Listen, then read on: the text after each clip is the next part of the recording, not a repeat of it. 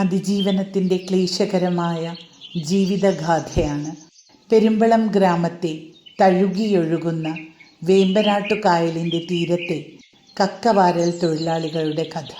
ആഹാരത്തിനും കുടിവെള്ളത്തിനും പ്രകൃതിയുമായി പടവെട്ടുന്ന ഈ തൊഴിലാളി വർഗത്തിൻ്റെ ജീവിതം ഈ ദ്വീപിലെ ആൾതാമസം ആരംഭിച്ച കാലം മുതൽ തുടങ്ങിയതാണ്. മഴക്കാലത്താണ് ഇവരുടെ ജീവിതം ദുരിതപൂർണമാകുന്നത്. അഷ്ടിക്ക് വേണ്ടി കായലോളങ്ങളെ കീറിമുറിച്ചുകൊണ്ട് ജീവൻ പണയപ്പെടുത്തിയുള്ള കക്കവാരൽ തൊഴിലാളികളുടെ ജീവിതം അതിജീവനത്തിന് വേണ്ടിയുള്ളതാണ്. ഇന്ന് തൊഴിലിൽ ഏർപ്പെട്ടിരിക്കുന്നവരുടെ എണ്ണം ശുഷ്കിച്ചു വരുന്നു. കണ്ടൽ വനക്കാടുകളിലൂടെ സാഹസികമായി തോണി തുഴഞ്ഞ് കക്ക സംഗീതം കണ്ടെത്തുന്ന ഭാഗ്യാന്വേഷികളുടെ ഒരു താവളമാണ് 6 കിലോമീറ്റർ വിസ്തൃതിയുള്ള പെരുമ്പളം ദ്വീപ്. എൻ്റെ പേര് മണിക്കുട്ടി.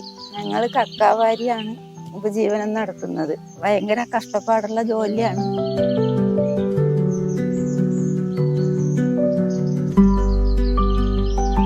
കക്ക അത് ഞങ്ങൾ പുഴുങ്ങി മാർക്കറ്റിൽ കൊണ്ടുപോകുകയായിരുന്നു ആദ്യമൊക്കെ. അത് കഴിഞ്ഞിപ്പോൾ ഓരോ സ്ഥലങ്ങളിൽ എടുക്കണുണ്ട്, അവിടെ തൂക്കിക്കൊണ്ടേ കൊടുക്കും. അങ്ങനെ കൊടുത്താണ് കാര്യങ്ങളൊക്കെ കാണുന്നത്.